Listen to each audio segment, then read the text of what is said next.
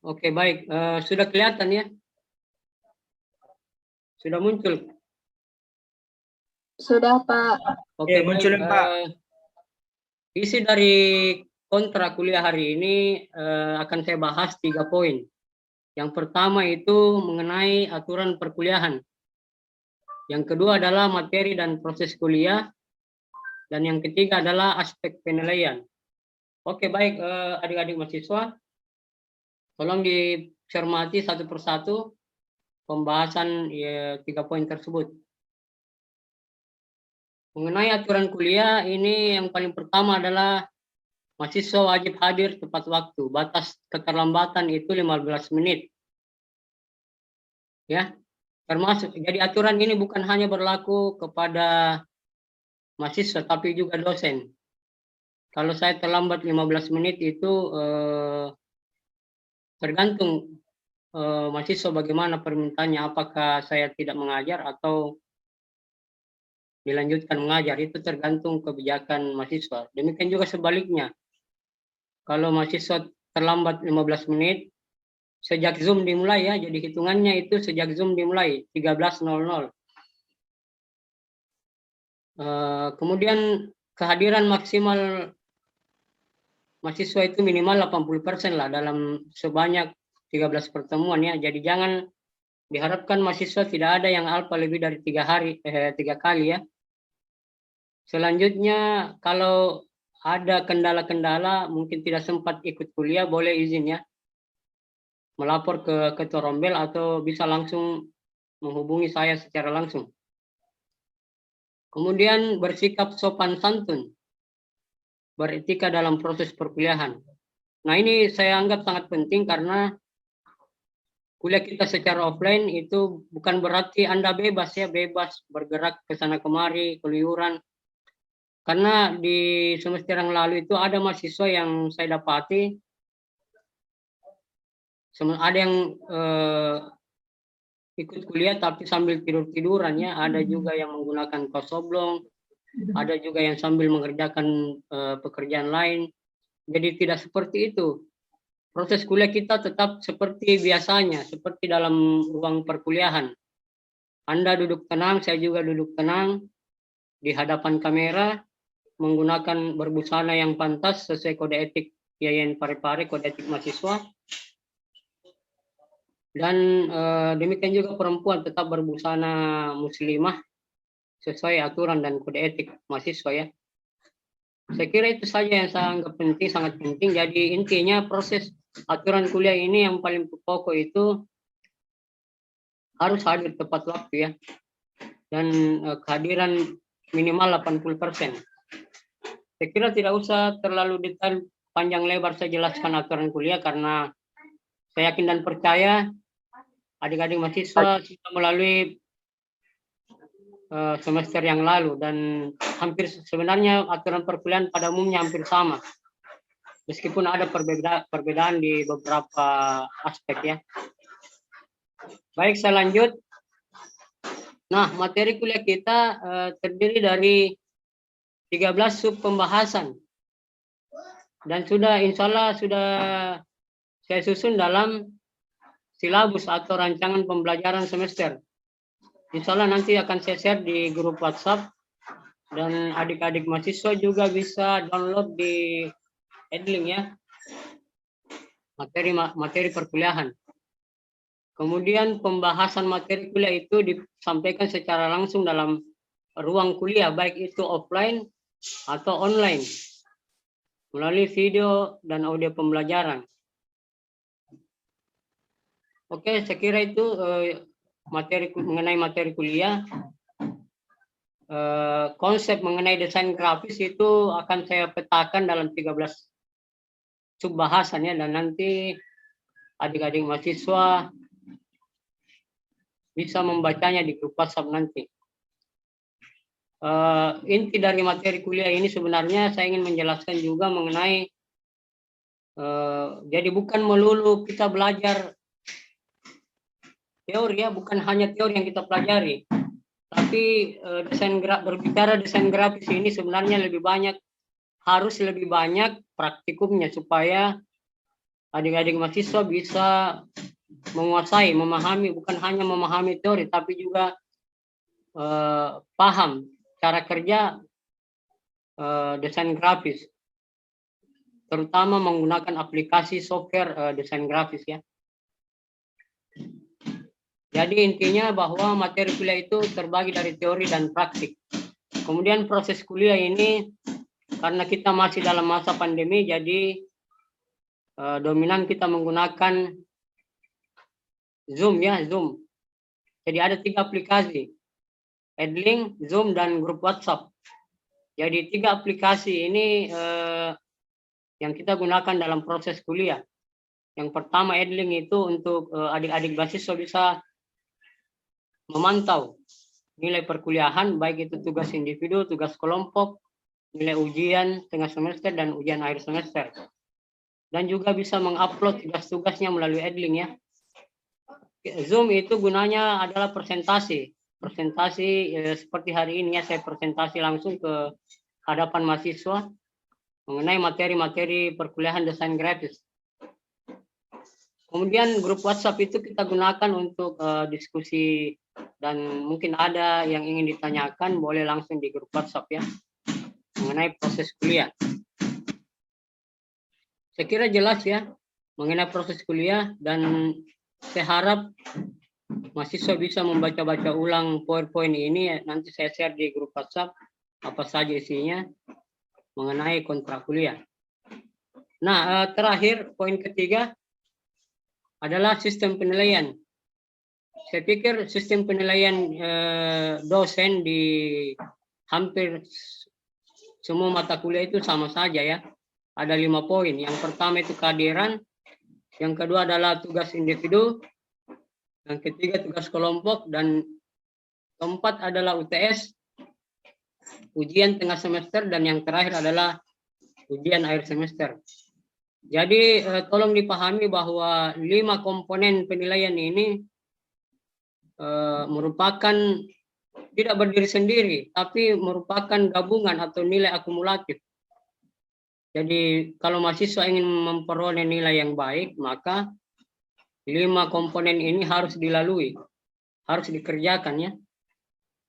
Demikian juga sebaliknya, kalau ada mahasiswa nantinya yang mendapatkan nilai yang buruk, mohon maaf, itu bukan karena bukan karena ada unsur balas dendam mungkin dari dosen atau hal-hal lain yang tidak diharapkan oleh mahasiswa, tapi sesungguhnya nilai itu berkat usaha Anda sendiri. Baik itu tugas individu, tugas kelompok, ujian, dan kehadiran. Ya, seperti itu ya mengenai penilaian. Kemudian satu lagi sebelum saya akhiri pembahasan kontrak kuliah, bahwa yang perlu dipahami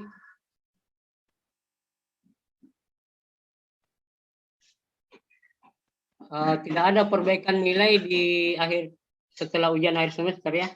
Itu kebijakan saya. Mungkin berbeda dengan dosen lain, tapi perbaikan nilai itu dilakukan selama proses kuliah berlangsung. Ya, itu tolong dipahami ya. Saya kira itu cukup penyampaian mengenai kontrak kuliah. Mungkin ada yang tidak dipahami, boleh silakan langsung bertanya ya. Silakan bertanya deh mengenai kontrak kuliah, karena harus kita sepakati dulu kontrak kuliah sebelum berlanjut ke sesi berikut. Ya, silakan deh, langsung saja. Itu untuk pekan depan dimulai presentasi atau belum Pak? Karena kalau dimulai berarti sudah ada pembagian kelompok hari ini.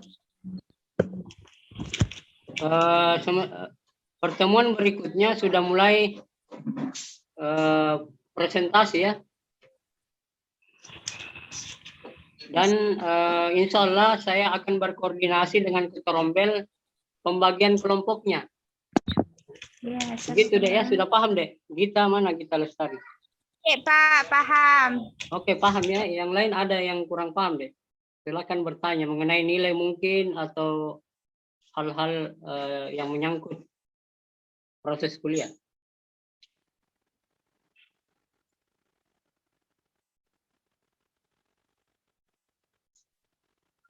Atau kita langsung saja bicarakan mengenai ketorombel ya. Mohon kesediaan adik-adik mahasiswa untuk memilih siapa yang menjadi ketorombel. Karena ketorombel ini sangat penting ya, membantu kerja-kerja dosen.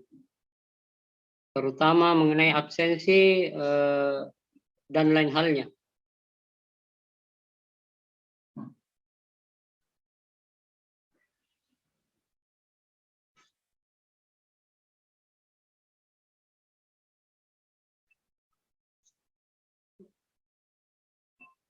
Oke, baik, sambil dipikir-pikir ketorombelnya, ini yang ada saya lihat ini ada beberapa mahasiswa yang tidak muncul wajahnya, jadi saya ingatkan kembali aturan kuliah kita wajib menampilkan wajahnya di depan kamera ya, bukan pasang foto.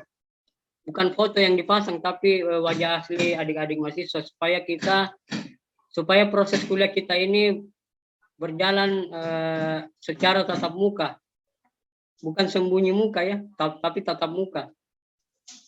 Karena sekaligus ini menjadi bukti proses kuliah bahwa memang kuliah desain grafis ini berjalan secara serius ya. Karena juga setiap pertemuan itu saya rekam dan saya upload di YouTube sebagai bukti bahwa proses kuliah berjalan. Karena memang kewajiban dosen itu menampilkan bukti-bukti perkuliahan supaya pihak kampus bisa mengevaluasi cara mengajar dosennya mungkin, atau ada hal-hal lain yang perlu dievaluasi.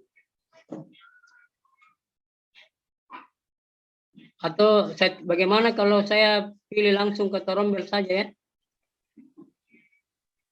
Sepakat ya kalau saya pilih langsung? Iya, Pak. Ya. Jadi yang saya pilih sebagai ketorombel yang membuat grup WhatsApp. Siapa yang membuat grup WhatsApp? Devita. Devita. Oke, berarti Devita yang jadi ketorombel.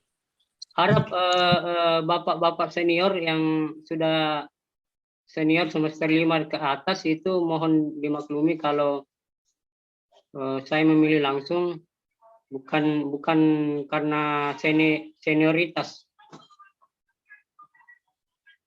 tapi betul-betul saya mengharapkan Devita sebagai ketorombel ini menjalankan tugasnya sebagai ketorombel ya.